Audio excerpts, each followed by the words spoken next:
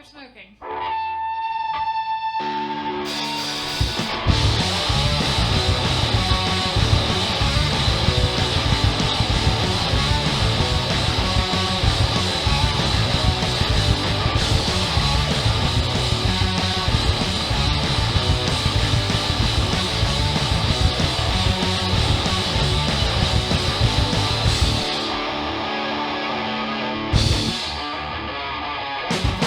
Like you to hit the backspace, not like me to say anything. I typed out a couple paragraphs about how we can't communicate. Realized too late that I'm the problem when I hit erase. Documents are finalized, bury me in Coraline. Something for the details of by the future. Won't let me sit still, so never comfortable.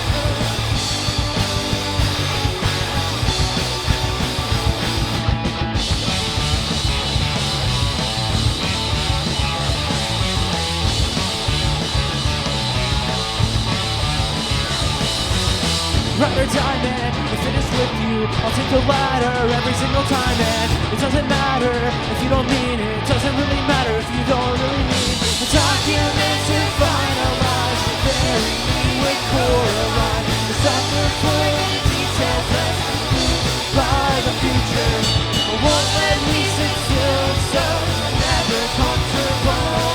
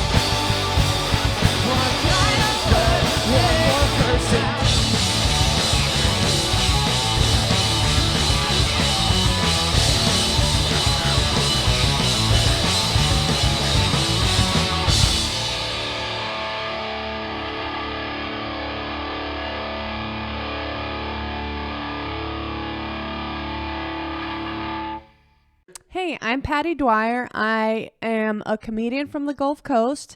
I mainly do comedy in Ocean Springs, Biloxi, but I've been from New Orleans out to Panama City, and I won Funniest Comedian of the 228 for 2021.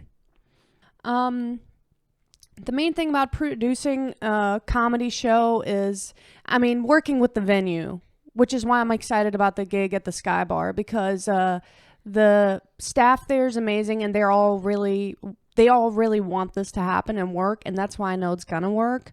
Usually you have people that are kind of iffy on comedy, but the main thing is it depends on whether you're doing a showcase or an open mic. And the cool thing that I get to do right now is I get to have both, and I get to have an open mic followed by a headliner, so I actually get to pay a local comedian out at the end of the night as well. So we're both getting a little bit something out of it. But the main thing about an open mic is you're going to have comedians there that are trying out brand new bits that they might have never tried before, and they may or may not be good, but that's part of the fun. And then you also get people just practicing old ones to get like their 20-minute sets down and stuff like that. So you get to see the good, the bad, and the ugly. And usually what happens is everybody gets 5 minutes.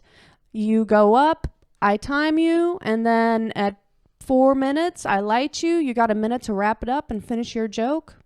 And, yeah. The comedians, I find comedians at whoever comes to the open mics the most, whoever comedians don't usually get paid much, because we're practicing at open mics and we're bringing the entertainment in for free, basically, by getting our gym workout while we're practicing our jokes. So if I see you a lot in the scene and I see that you're developing your jokes, that they're getting better, that you're putting effort into it, then I'm going to take a shot on you. And everybody gets to try their first paid 10 minutes or 15 minutes. And that's really exciting. But it's a little bit of putting trust into someone new and seeing them out there and actually like hungry for a spot on an actual show. Yeah, the gig at the Sky Bar, it's called The Last Laugh because it is the last Thursday of every month starting March 31st.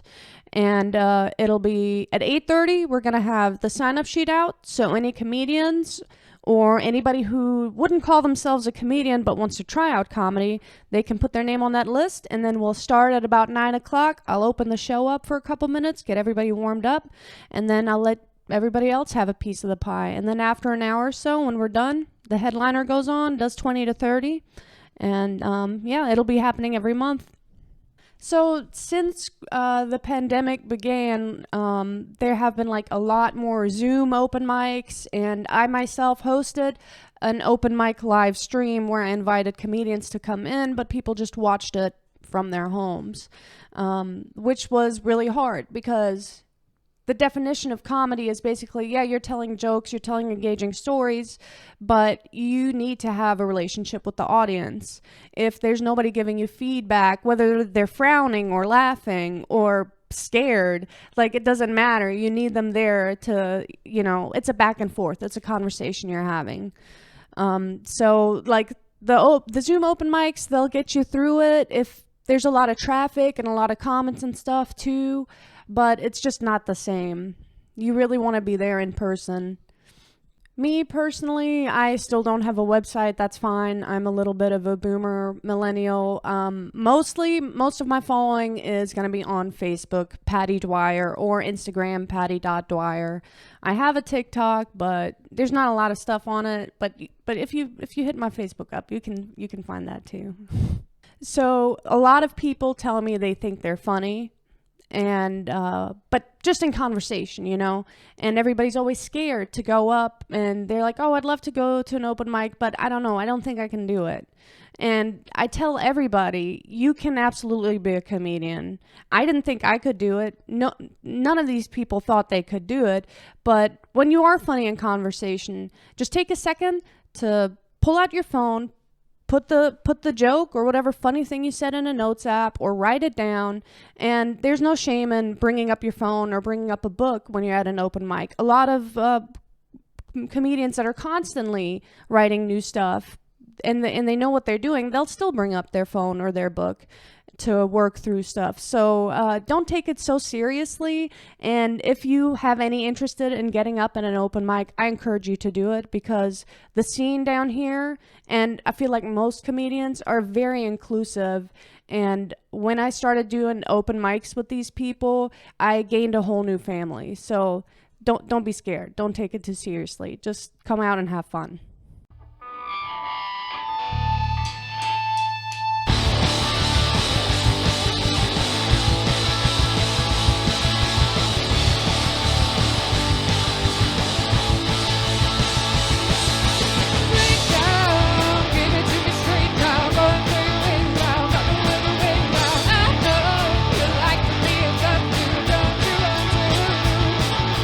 Put your money where your mouth is, keep a flying cut.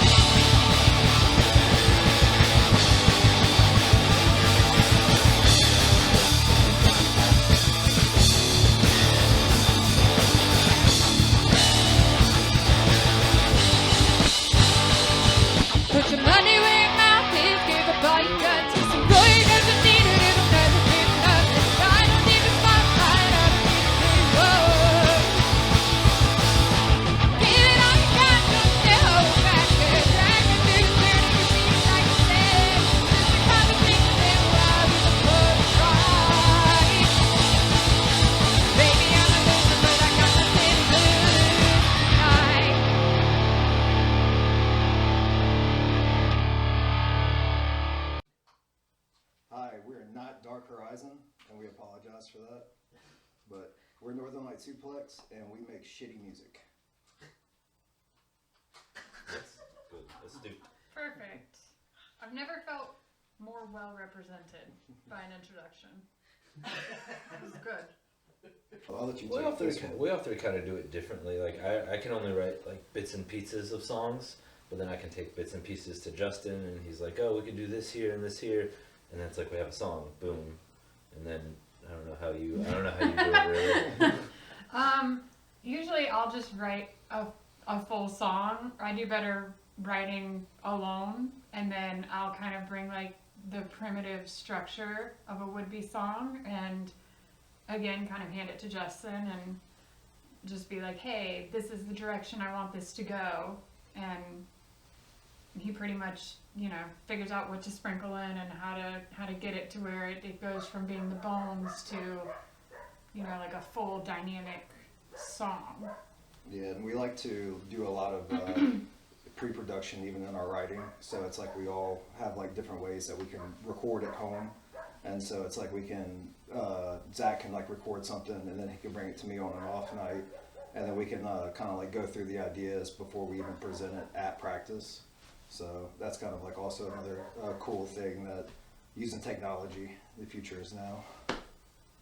So tell us what y'all have been like planned for, you know, for this break. Not shit.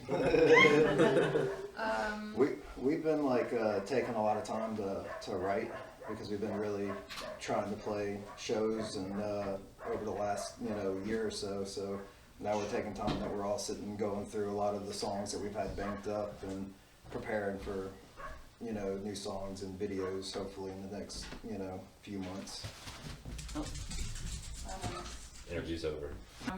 Usually Justin, well, I guess it's a combination of things. Sometimes Justin will just come out of the woodworks with something weird, and it's always like, yeah, sure, we'll do that. But no, for the most part, we come up with the music videos as a group. We kind of just, after practice, bullshit around with ideas until like all of us are like, yeah, I would do that. And yeah, we'll have like a million little like small ideas. Yeah. And then when it's time to make a video, we're like, all right, which one do we like expand into an actual thing? And then like which one's realistic too. Yeah, we kind of because, just filter them down to we- like what we can actually do with what we have. Yeah. And whatever makes it through all these various steps, that's our music video. That's what we end up with. Yeah, a lot of it's just shot on phones and stuff like that. So, sometimes it's like we've been trying to like up the production like as we go, but then at the same time it's like, we want it to be realistic, but at the same time keep the same grittiness. So it's really hard to like articulate to a person like All the when you have an idea in your head, like when we come up with the music video and I'm like, okay, how is this going to get shot? How's this going to get edited? How's it going to get put together? And I have a lot of problems articulating my ideas in a way that is digestible, you know what I mean? That makes any kind of sense. So doing it ourselves allows me, like in the editing process, to just be able to go through my process without having to, I couldn't imagine explaining to another person like how it's supposed to come together. And that's also the other thing too, is like sometimes it might take a little bit to like get comfortable in doing what you're doing, and at least like when you're doing it on your like by yourself, it's like, it's always awkward to do something with just a camera in front of you, but it's easier to do something with just a camera in front of you than to have somebody behind the camera sometimes too. Oh, yeah. Like It took us like halfway through the Giddy Up video to even figure out what we were doing. yeah, Four. about four. Four, yeah, we've been playing for about 4. About 4. Yeah. Yeah, we like our answers to being, kind of just secrets sometimes, I guess. We have AC in our practice spot now. That's true. So, And like, it's not that's, like- infested with spiders Yeah, anymore. and so like that's, I mean, like we might lose a little bit of street cred, and we don't lose as much weight in the summertime anymore. But that's moving up in the world. that's the only change y'all have had in 4 years. We could do a lot more stuff. We can do a lot more stuff ourselves now. Yeah. Yeah, than when we first started. for Yeah, sure. we can. We definitely can. We've kind of like, like I said, embraced kind of like doing a lot of the production ourselves, and you know, we're a little bit more comfortable, I guess, with that, and knowing our limits on it. Yeah, when we first started, we were kind of like, let's do everything ourselves, and then we were like, Instantly we don't know how. Yeah. Like, let's do something. Let's outsource something. Yeah. Some songs that reflect that. Yeah. Yeah, definitely. So. I don't know. I mean, like we do stuff together. Yeah. Like outside of music, pretty much, you know, like I think everyone's gonna come to our son's t-ball game. You Yeah. know, like we go. It's like much more than just being in a band. It Yeah. feels. Together family. Yeah, we'll make zoo trips, or you know, like go to local wrestling shows together or something like that. And we get together and we practice every Saturday, but it's during the day. And then you know, normally we'll go out and do something Saturday night. You know, so. Anything else? Do you want to talk about your hair? John grew a mullet. Yeah. No. John has a Our mullet. lives have changed that way. Yeah. Yes. Also, That's the biggest change. The mullet game has Yeah, gotten I have stronger. changed over the past 4 years. our biggest yeah. improvement, probably. Yeah. Shake it out a little. Yeah, you gotta have a good mullet behind the kit. There you go. You have to. That's a t-shirt. Yeah. The songs have gotten better since I've gotten the mullet. Yeah. That's true. Life has just changed in a very positive way. We're a country band now. Oh my god. Awesome. Just wait. I'm excited to hear y'all do a country. We're not talented enough to play country. We're like so. a rock and roll band. We're Northern Light Suplex Band on Instagram. Yeah, And that's about all we know. we're on Spotify. We are on Spotify. Yeah, Apple Music, Facebook, YouTube. YouTube, all of Northern Light Suplex Band. You know, so. Playing the drums over there. Way up, Let's redo that one. Let's redo that one. No, there's no No redoing. It's not redoing. authentic if you redo it. Okay. Okay.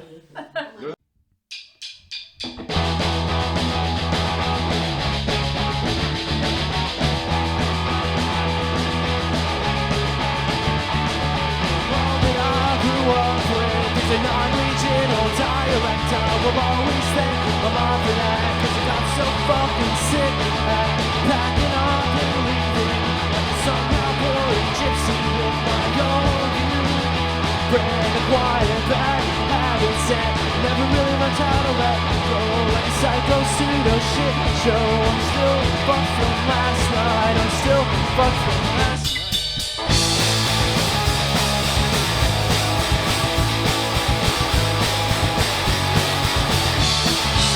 I wanna take steps forward.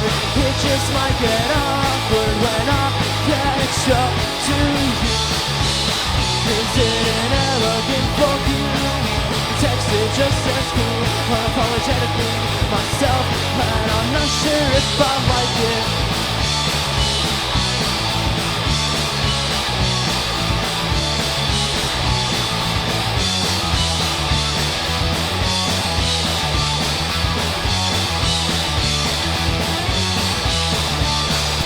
Let's complain about our situations. My student loans, you rent out vacation. If I could go back, I'd say let's hit the West Coast. I bet it smells like citronella and dead dreams. Gonna take back a part of me. This fucking what was me mentality. I don't care where I end up, as long as I don't look back. I don't care where I end up, as long as I don't look back. I don't care where I end up, as long as I don't look.